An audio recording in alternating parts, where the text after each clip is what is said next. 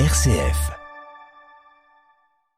À nouveau, un peu de philo sur RCF, dédié à la jeunesse, un dialogue autour de différents sujets, que ce soit de l'actualité ou des sujets un peu plus profonds. Aujourd'hui, suffit-il d'avoir le choix pour être libre ? Philippe Boulier, auteur de la chaîne YouTube Kailos, qui est spécialisé en philo et histoire culturelle, va essayer de démêler ça en compagnie d'Eva de Bonlacroix, consultante en marketing digital, et Lucas Nambeau, qui est étudiant à Excelia. Bonjour à vous trois. Bonjour Dimitri. Alors je répète, suffit-il d'avoir le choix pour être libre ? Merci Dimitri, merci Lucas, merci Eva de m'accompagner dans cette réflexion. Quelques petites précisions avant de vous poser ma première question. Suffit-il d'avoir le choix pour être libre ? Alors la question suppose plusieurs choses. Elle suppose que la liberté est liée au choix et elle suppose même que le fait d'avoir le choix est une condition nécessaire de la liberté. La question nous demande si c'est une condition suffisante. Je prends un exemple pour le faire comprendre. Si vous voulez réussir un examen, la condition nécessaire, c'est d'aller à l'examen. Mais est-ce qu'il suffit d'aller à l'examen pour réussir l'examen ? Eh bien non, il y a d'autres conditions, le fait d'avoir révisé, de rédiger sa copie, de répondre correctement aux questions. Donc la question qui nous est posée aujourd'hui, c'est de savoir si le choix non seulement est une condition nécessaire pour être libre, mais est une condition suffisante pour être libre. J'ajoute une autre précision. Il y a deux autres présupposés, c'est que, un, on est libre, et deux, la liberté, donc je l'ai dit, passe nécessairement par le choix. Alors il y a des auteurs qui ne sont pas d'accord, il y a des auteurs qui pensent qu'on n'est pas libre, que certes nous faisons des choix, on fait des décisions dans la vie, mais que nos choix sont toujours déterminés par l'ensemble des forces qui agissent sur nous, l'ensemble des forces intérieures ou extérieures et qui déterminent nos choix. Donc il y a des auteurs qui ne sont pas d'accord avec cette idée de la liberté, il y a des auteurs qui pensent que si liberté il y a, elle ne passe pas par le choix, elle peut passer par d'autres choses que le choix. Je n'entre pas trop dans le détail, mais nous, on part de l'hypothèse que nous sommes libres et on part de l'hypothèse que la liberté passe prioritairement par le choix. Alors ma première question est la suivante. Est-ce que dans la vie, on peut être parfois face à des choix qui sont de faux choix ou qui sont de mauvais choix ? Alors, l'exemple qui me vient, ça vient des études que j'ai pu faire en marketing. On retrouve souvent l'exemple des forfaits mobiles, où on vous propose par exemple 3 choix, donc on vous donne l'impression d'avoir le choix, mais finalement, c'est une stratégie utilisée de choix pour vous contraindre à choisir une des 3 options, et généralement celle du milieu. Donc c'est intéressant à ce niveau-là parce qu'on pense avoir le choix, mais finalement en fait ce choix, il y a derrière du coup des techniques utilisées pour vous influencer sur un choix. On crée une fausse pluralité d'options, si j'ose dire, de fausses options, ce qui donne l'illusion d'avoir un véritable choix et en fait on induit une réponse. C'est un peu ça que vous nous dites, Eva. Oui, tout à fait. Et en même temps on retrouve aussi une autre façon qui peut être justement par rapport à un problème. On va vous proposer 2 choix, pareil, pour vous obliger finalement, pour vous fermer finalement à l'idée de penser à d'autres possibilités et donc de vous obliger à choisir entre 2 choix. Donc c'est aussi une autre technique utilisée. D'accord. Oui. Je vais rebondir sur ce qu'a dit Eva. C'est vrai que selon moi, si jamais on a le choix, on n'est pas toujours libre pour 2 raisons. La première, c'est que le nombre de choix peut être plutôt limité, c'est-à-dire que si on n'a que 2 choix, par exemple, je sais pas, 2 choix cornéliens, le fameux la peste ou le choléra, on peut ne pas réussir à faire le choix. Et au-delà de ça, il faut pas que ce soit l'autre qui nous impose la variété de choix possibles. C'est-à-dire que pour être libre, c'est nous qui devons créer l'arbre de nos propres choix et pas que ces choix-là soient imposés par les autres.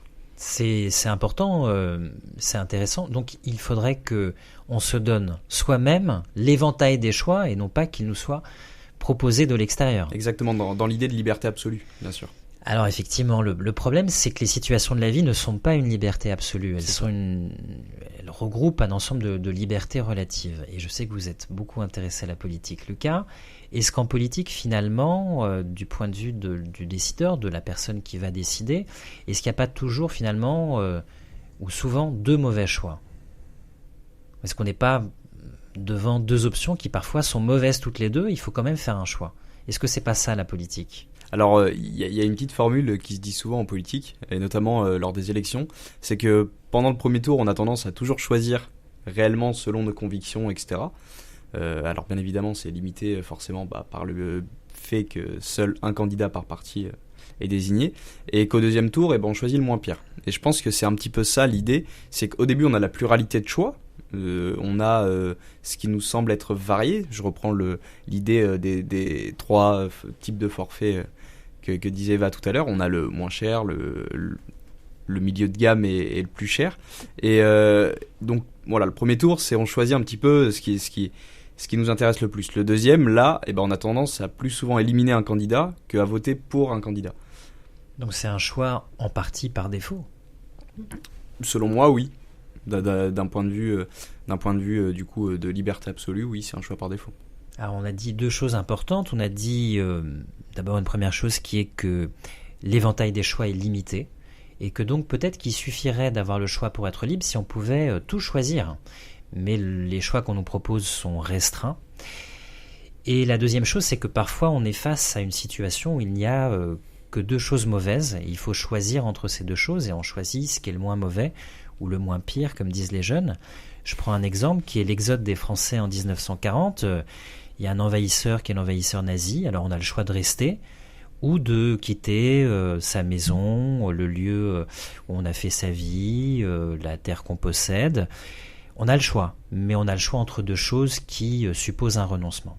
Et puis il y a encore une troisième chose que vous avez évoquée tout à l'heure, c'est le dilemme cornélien, comme on dit, où il y a il y a 2 choses qui sont 2 valeurs. Dans le cas du Cid, la pièce de Corneille, Rodrigue doit choisir entre l'honneur, qui est de venger son père, ou l'amour, qui est de ne pas provoquer en duel le père de Chimène, qui est la jeune femme qu'il aime, et donc il est dans ce dilemme entre l'honneur ou l'amour. Alors merci pour ces premières réponses. J'ai une autre question qui est la suivante. Est-ce qu'il vous est déjà arrivé d'avoir le choix et de ne pas pouvoir choisir ou de ne pas savoir choisir, de ne pas pouvoir vous décider? Et est-ce que vous pouvez m'expliquer cette situation qu'on appelle l'indécision, l'irrésolution, et qui fait qu'on est parfois face à un choix et on ne peut pas choisir?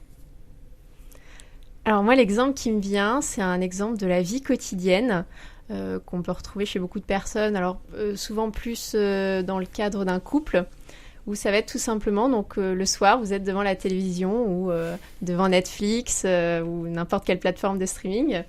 Et là, il faut choisir qu'est-ce qu'on va regarder. Et finalement, devant l'ampleur du choix ou devant l'ampleur des possibilités, sans parler du fait de se mettre d'accord du coup avec l'autre personne avec qui on compte regarder un programme, et bien là, on ne sait souvent pas choisir parce que trop de choix finalement. D'ailleurs, ça me rappelle quelque chose en marketing, ça s'appelle l'état de flow. Lorsque l'on cherche quelque chose et qu'on est un petit peu happé par cette recherche, essayer de trouver ce qui correspond le mieux à ce que l'on a envie, et on recherche désespérément, limite on passe plus de temps à chercher quel programme on va regarder qu'à regarder le programme en lui-même. Quel est le mot que vous avez employé? L'état de flow. L'état de flow, d'accord.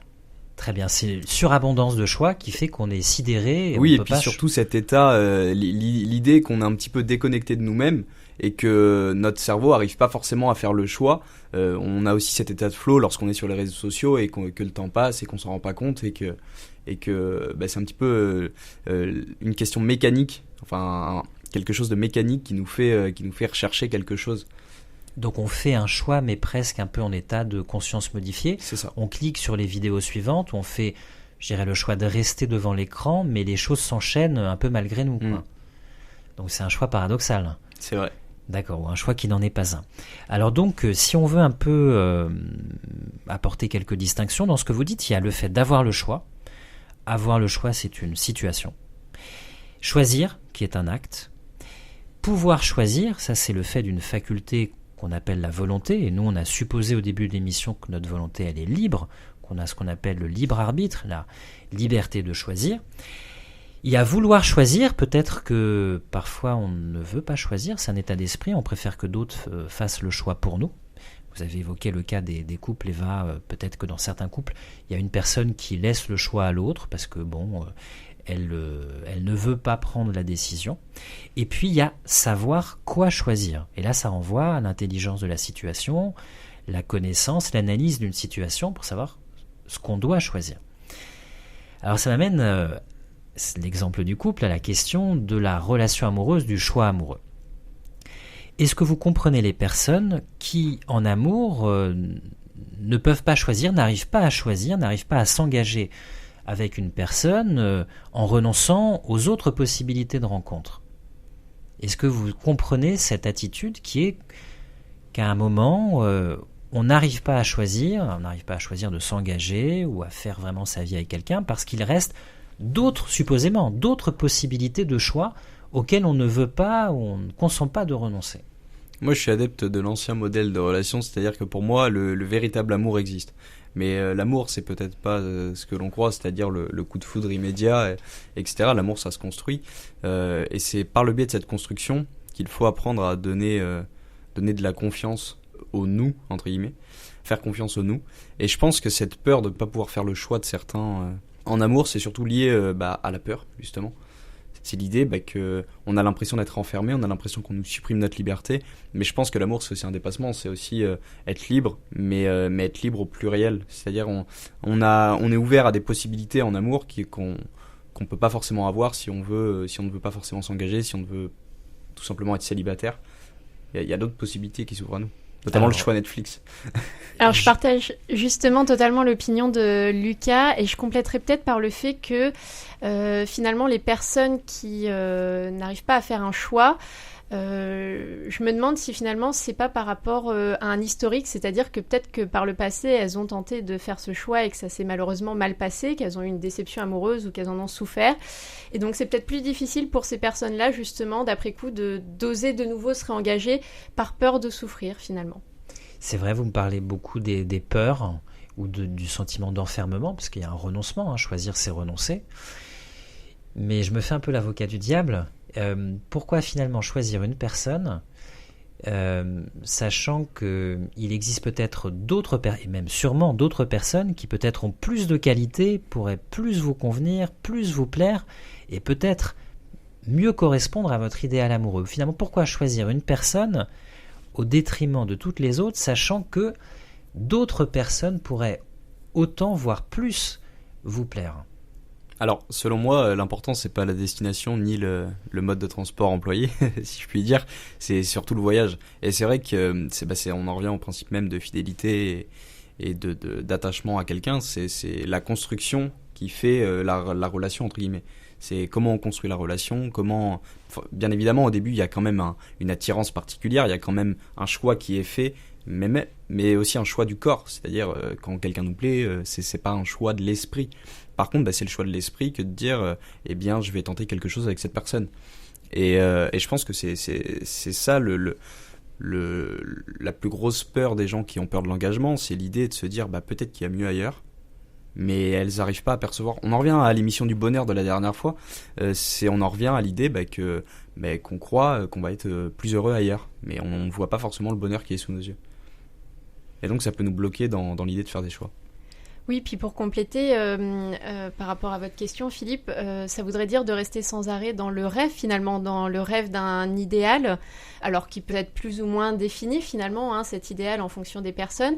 Et si on s'attache trop à trouver cet idéal-là, est-ce qu'on va pas passer notre vie à le chercher et sans regarder, finalement, ou sans s'arrêter à ce qu'on a déjà sous les yeux, parfois et donc, finalement, à rechercher l'idéal, est-ce qu'on passerait pas à côté, alors effectivement, soit du bonheur, ou soit justement de faire un choix? Est-ce que c'est pas une forme pour se dérober de ce choix que de se dire non, tant que j'ai pas trouvé mon idéal, je continue à chercher? Tout à fait. Alors c'est la question, je dirais cruciale. Est-ce qu'il faut chercher l'homme ou la femme idéale? Vos réflexions à tous les deux me font penser à un auteur qui est Philippe Villain. Et Philippe Villain, il est l'auteur de nombreux romans, notamment d'un roman qui s'appelle Pas son genre, qui a été adapté au cinéma, et dans le rôle titre qui jouait la femme, il y avait Émilie Dequesne, si mes souvenirs sont bons. Et il a eu le prix Méditerranée cette année. C'est aussi Philippe Villain, le protagoniste, je dirais involontaire, du dernier roman d'Annie Ernaux, qui a reçu le prix Nobel l'année dernière. Elle a écrit Le jeune homme et elle parle de sa relation avec Philippe Villain. Et que nous dit Philippe Villain dans Passons Georges ? Je vais vous citer une phrase qui rejoint tout à fait cette question de l'idéal et de la réalité. Il parle de son indécision amoureuse. C'est pas Philippe Villain, c'est le narrateur évidemment du roman de Philippe Villain. Je cite ce narrateur, « Je me fais une représentation si précise de la femme supposée me convenir, une idée si claire de ce qu'elle devrait être, et je suis si résolu à l'obtenir que je finis toujours par trouver assez d'imperfections aux femmes avec lesquelles je sors, je veux dire pour m'engager avec elles. » Et il dit finalement, il ne veut pas renoncer à son idéal, mais il y a ce qu'il appelle la vengeance du rêve sur la réalité. C'est que, à ne pas vouloir s'engager ou faire un choix, eh bien, effectivement, on finit par soit être seul, soit être désespérément en quête de son idéal. Mais alors moi, j'aimerais pointer le fait qu'il y a un fait tout à fait contemporain qui peut-être change par rapport aux époques précédentes, parce que le choix, c'est une question intemporelle, pourrait-on dire, qui a trait à la liberté. Mais il y a quand même quelque chose de tout à fait contemporain qui sont les réseaux les réseaux de rencontres, les sites de rencontres. Alors, il y a des profils qui nous sont proposés de personnes à choisir de rencontrer ou de ne pas rencontrer, de contacter ou à ne pas contacter.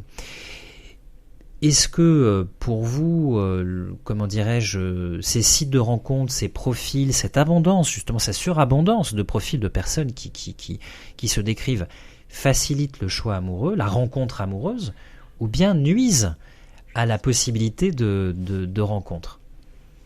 Je pense que les sites de rencontres d'aujourd'hui, c'est un petit peu une sorte de mécanisation de la rencontre. C'est-à-dire qu'on va essayer de forcer le destin à une belle rencontre. Mais en réalité, je pense que, comme je le disais tout à l'heure, l'amour, c'est avant tout un cheminement. Il y a des étapes, il y a la rencontre, il y a le choix de vouloir faire quelque chose avec la personne. Mais ces sites de rencontres, ils cherchent à forcer le destin. Et après, il y a les travers des sites de rencontres qui sont plus portés sur le désir charnel. Et là, on n'entre plus dans de la rencontre amoureuse, on entre dans de la rencontre, entre guillemets, de besoin animal. Et je pense pas que ce soit forcément le bon panel de choix. Mais vous pensez que ça donne plus le choix ou que finalement c'est une illusion avec d'avoir tous ces descriptifs, tous ces profils consultables? C'est totalement une illusion pour la simple et bonne raison, et je vais prendre un exemple de fait, c'est-à-dire que les sites de rencontres ont tendance à énormément communiquer sur le fait que leur site marche et que les couples qui se rencontrent sur leur site marchent. Si jamais c'était des sites de rencontres qui avaient pour finalité totale la rencontre amoureuse et une stabilité relationnelle, ils se sentiraient pas obligés de faire de la pub sur la réussite des rencontres sur ces sites. Donc je pense que c'est totalement mécanique et c'est pas forcément des bons choix. Alors bien évidemment ça marche pour certains, mais c'est essayer de forcer le destin et je pense pas que ce soit une bonne chose. Et bien vous êtes d'accord avec ça? Parce que moi je vais rajouter quelque chose. Sur ces sites, il y a de plus en plus de critères. Enfin, il y a les signes astrologiques, il y a non pas simplement le fait de faire du sport, mais les sports pratiqués, le type de voyage qu'on a fait, qu'on voudrait faire. Est-ce que finalement, à vouloir intégralement choisir la personne, avec un ensemble de critères qui nous sont donnés, est-ce que ça facilite le choix amoureux ou bien pas du tout? Alors je vais rejoindre Lucas sur sa réponse et je vais dire que effectivement ça manque peut-être de spontanéité, le souci de ces sites-là, et que finalement est-ce que ce serait pas destiné, alors deux cas, soit à des personnes qui sont peut-être plutôt isolées socialement et qui du coup par ce biais-là c'est le seul moyen de faire des rencontres qui sinon du coup n'arriveraient jamais par leur quotidien, ou peut-être du coup deuxième travers de notre société où tout va très vite tout le temps, ou parfois souvent dans des grandes villes du coup on se retrouve à croiser des milliers de personnes mais finalement sans jamais leur adresser la parole, sans jamais les voir, on est pris dans notre quotidien, on s'enferme aussi beaucoup parfois sur nos téléphones sans regarder du coup les personnes autour de nous ou oser entamer la discussion avec quelqu'un qui est à côté de nous. Donc finalement c'est peut-être pour essayer de rétablir un lien social. En fait, c'est par défaut. C'est pour contrer du coup un travers de notre société qui fait qu'on ne communique plus entre nous au quotidien, ou dans la rue en se croisant. Et donc peut-être que du coup c'est le biais, c'est un moyen, ces sites de pallier à ça. Oui, donc ce serait une forme de compensation.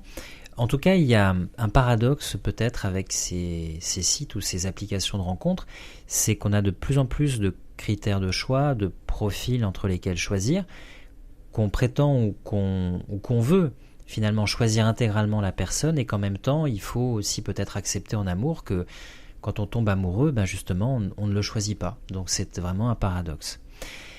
Alors je passe à une autre question qui est relative au choix. Eva, vous avez un peu évoqué la question tout à l'heure dans le cas du couple, quand on ne sait pas s'accorder forcément sur la chose à choisir. Que pensez-vous, soit au sein d'un couple, soit au sein d'un groupe, d'une communauté, d'une société, des personnes qui ne veulent pas choisir, ne veulent pas assumer la responsabilité du choix? Est-ce que vous y voyez une forme d'abdication et qui laissent les autres choisir pour elles? Ou bien est-ce que vous y voyez une forme presque de liberté suprême qui est presque de se sentir assez libre pour laisser les autres choisir, de ne pas s'arc-bouter sur cette volonté à chaque fois de décider soi-même? Est-ce que et quel jugement vous avez sur cette façon de déléguer le choix à d'autres? De mon côté, pour moi, c'est plus l'abdication. Je ne trouve pas que ce soit un reflet de liberté. Je trouve ça dommage de ne pas être capable justement de faire des choix. Et c'est vrai que du coup, je pense du coup, un peu de mal à comprendre les gens qui laissent le choix à d'autres personnes en toutes circonstances pour tout et n'importe quel sujet. Je trouve que c'est plutôt un défaut pour le coup. Oui, Lucas. Et moi, ça me fait penser à une citation de Balzac, c'est donc sur le thème de l'amour, c'est les gens qui aiment ne doutent de rien ou doutent de tout. C'est vrai qu'en amour, c'est soit on est pris par cette dynamique de je suis investi, j'ose faire les choix, etc. Soit on va avoir tendance à suivre l'autre et ses propres choix. Et dans ce cas-là, oui, on n'est pas du tout libre. Oui, tout à fait. Alors moi, je pensais aussi au cas de la politique, parce que c'est une question qui a beaucoup agité, toutes les époques sans doute, mais le XVIIIe siècle surtout, avec un penseur comme Rousseau, qui dans le contrat social, finalement parle de la députation, du fait d'élire des députés, des délégués, et lui, il y voit une forme d'abandon du pouvoir politique par le peuple, le fait qu'on va élire des personnes qui vont délibérer et choisir pour nous. Alors évidemment, c'est contraire au principe de représentation, mais lui, il y voit une forme d'abdication. Il va très très loin dans ses formules, parce qu'il dit au sujet de la représentation qui existait à l'époque en Angleterre, de la Chambre des représentants, il dit que c'est une forme de servitude molle, où les individus se préoccupent de leur vie personnelle, affective, professionnelle, domestique, et finalement abdiquent sur les sujets politiques. Est-ce que vous ressentez ça un petit peu dans l'époque, le fait que les gens sont centrés sur leur vie privée, personnelle, professionnelle, affective, domestique, et puis abdiquent sur les sujets politiques parce que ils ont élu des représentants, donc c'est aux représentants de faire le travail. Est-ce que vous sentez ça ou bien est-ce que vous avez une autre impression? La définition même de choix, ça implique une réflexion. C'est-à-dire qu'on doit réfléchir à la solution qu'on va mettre en place ou qu'on va choisir, entre guillemets. Et cette représentativité du coup politique, pour moi, elle pallie pas mal de problèmes, mais elle pallie aussi le problème que ça demande une réflexion poussée pour prendre des choix d'une telle ampleur, des choix qui vont concerner la plupart des citoyens. Et donc à ce niveau-là, je pense que tout le monde n'est pas capable, entre guillemets, de prendre des choix, par exemple, concernant l'économie, concernant l'intérieur, la sécurité, etc. Donc c'est vrai que cette représentativité donne quand même, demande une certaine expertise de certains domaines, et c'est d'ailleurs pour ça qu'à l'Assemblée nationale, il y a des commissions, il y a des regroupements de députés qui réfléchissent sur un sujet précis, et ça permet de créer une expertise. Je fais un parallèle aussi sur la liberté d'expression, c'est-à-dire que la liberté d'expression, c'est quelque chose de très bien, mais elle a ses limites, notamment dans l'idée que parfois on a tendance à vouloir s'exprimer sur des sujets où on n'y connaît rien. Et c'est un petit peu le gros défaut pour moi de la non-représentativité. Vous êtes d'accord avec ce point de vue, Eva ? Oui, tout à fait, je suis d'accord avec ce qu'a dit Lucas. Peut-être que du coup toutes les personnes n'abdiquent pas, c'est-à-dire qu'en fait je pense que ça va dépendre des individus. Certains individus effectivement vont préférer se désintéresser de tous ces sujets et ils disent ouvertement que je ne veux plus regarder les infos ou je ne veux plus m'intéresser à la politique par exemple, et d'autres au contraire vont plus s'engager, donc pourquoi pas militer ou effectivement du coup mettre en avant leur façon de penser, donc le plus souvent sur les réseaux sociaux, mais parfois il manque effectivement ce que disait Lucas, ce recul ou du coup cette vision d'ensemble, d'avoir suffisamment de connaissances peut-être pour juger le sujet ou justement être légitime finalement pour en parler. Faire le choix tout simplement, oui. D'accord, bah écoutez, en tout cas oui, je note votre point de vue là-dessus.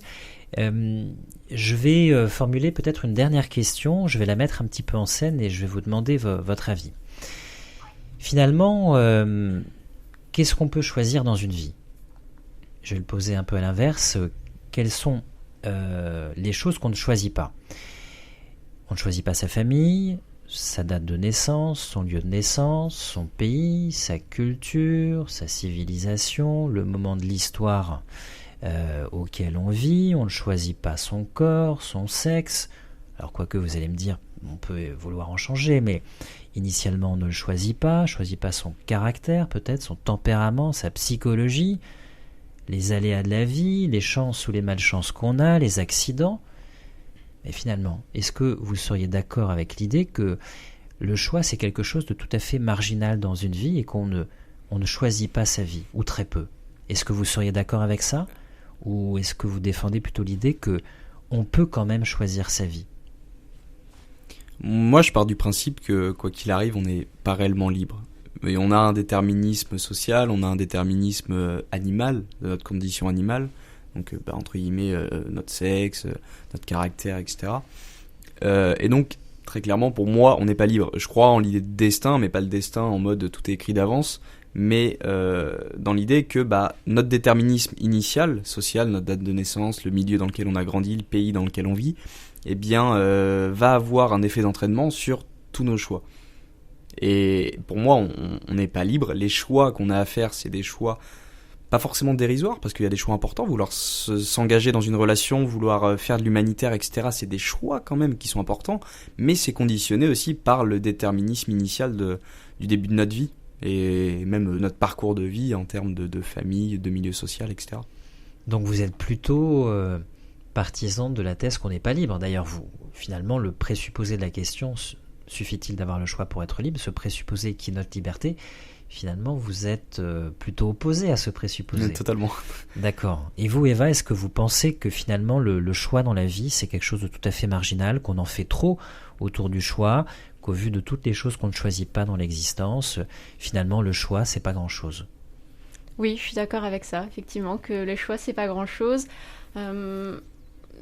Si finalement on réfléchit sur le choix, je trouve que qu'est-ce qu'on a le droit de choisir ? On a le droit de choisir nos pensées, nos mots, ce qu'on veut écouter, ce qu'on a envie de lire, ce qu'on a envie d'apprendre. Mais finalement, tout ça, c'est assez réduit. Ça n'a pas forcément d'impact très important derrière. Quoique, bon, vous allez me dire, pour le choix des mots, suivant la fonction qu'on occupe, ça peut avoir plus ou moins d'impact. Mais finalement, je rejoins Lucas sur le côté aussi, est-ce que ce qu'on va dire ou notre façon de penser, est-ce qu'il n'est pas quand même influencé par la société, par ce qu'on a vécu, par notre passé, etc. Donc tout notre environnement. Donc on en revient finalement à l'idée du faux choix. Il y a des choses qu'on a l'impression de choisir ou qu'on se dit qu'on le choisit, mais qui finalement est influencé par des causes extérieures. Et dans ce cas, est-ce que c'est toujours un choix libre ou pas ? Donc si je résume, vous Lucas, vous êtes plutôt partisan de la thèse déterministe. Et vous Eva, vous seriez plutôt une tenante de la thèse qui dit on a certes une liberté, mais cette liberté elle est limitée, elle est restreinte, elle est corsetée un peu, si je vous comprends bien. Oui, et puis quelque part, je me dis, on dit que la liberté s'arrête là où la liberté de l'autre commence. Donc voilà, la limite, elle est là pour moi. Oui, ça c'est la limite de la loi, bien sûr, qui permet aussi la liberté commune. Alors je vais conclure peut-être en prenant le contre-pied de chacune de vos deux positions. Non pas que je défende la position que je vais exposer, mais simplement pour aussi lui donner voix au chapitre. Et il y a un auteur très célèbre qui est Jean-Paul Sartre, et Jean-Paul Sartre pensait que dans la vie nous avons une liberté absolue. Ça peut paraître tout à fait paradoxal. Alors il reconnaissait que notre liberté, elle est toujours en situation. On a une situation familiale, personnelle, professionnel, affectif, physique. On ne décide pas de tomber malade ou de ne pas tomber malade. On a une situation historique, culturelle, civilisationnelle, technique, technologique. Bref, on vit à un moment de l'histoire et, comme vous le disiez Lucas, il y a un ensemble de déterminismes, de facteurs qui pèsent sur nous. Ou comme vous le disiez aussi Eva, mais il y a l'ensemble des choses qui agissent sur le choix qui nous reste. Mais Sartre dit la chose suivante, peut-être que ça va vous convaincre, peut-être que ça ne va pas vous convaincre. Il dit: on fait tous les jours et à chaque heure de notre vie le choix implicite de rester en vie, de rester dans la situation où on est, qui peut être une situation terrible, qui peut aussi être une situation heureuse. Et ce choix de continuer à vivre, de continuer d'exister avec le passé qui est le nôtre, dans la situation qui est la nôtre, au sein des relations qui sont les nôtres, ce choix on ne peut pas l'éluder par mauvaise foi. Nous sommes responsables de ce choix qui continue à proroger une situation d'existence qui est la nôtre. Et à ce titre, on se réapproprie totalement cette situation d'existence, on la valide par ce choix qui est un oui à la vie telle qu'elle est, même si elle est terrible, difficile. Et ce fait de ne pas renoncer à la vie, de continuer de vivre, d'exister, c'est finalement une façon de se réapproprier en totalité la situation que nous n'avons pas choisie. En 2 mots, est-ce que ça vous convainc ou est-ce que ça ne vous convainc pas ? L'idée de situation me convainc un petit peu, mais je crois toujours au déterminisme. Je pense que le déterminisme nous donne des choix entre guillemets éclairés, c'est-à-dire quel choix entre guillemets on va potentiellement choisir. Après c'est vrai qu'on a toujours le choix de faire différemment, mais c'est un petit peu un chemin à suivre et des fois oui on sort un petit peu du sentier battu. Enfin, on sort un petit peu du chemin pour emprunter un sentier battu et on va prendre un autre choix, mais au final on va toujours reprendre pour moi une certaine route, un certain déterminisme. Pour ma part, je trouve que dans ce que vous dites, on retrouve l'idée du faux choix, parce que finalement, c'est choisir entre la vie et la mort. Et donc, ce serait abandonner la vie pour pouvoir, du coup, la changer et, du coup, avoir un choix ce faisant. Donc, ça reste pour moi un faux choix. D'accord, très bien. En tout cas, je vous remercie pour ce dialogue. Merci Philippe. Suffit-il d'avoir le choix pour être libre ? C'était le postulat de départ. Merci à vous 3, Eva, qui est consultante en marketing digital, Lucas, étudiant à Exilia, et Philippe, qui animait donc cette émission, auteur de la chaîne YouTube Kailos, K-H-E-I-L-O-S, qui est spécialisée, la chaîne, en philo et histoire culturelle. Au mois prochain.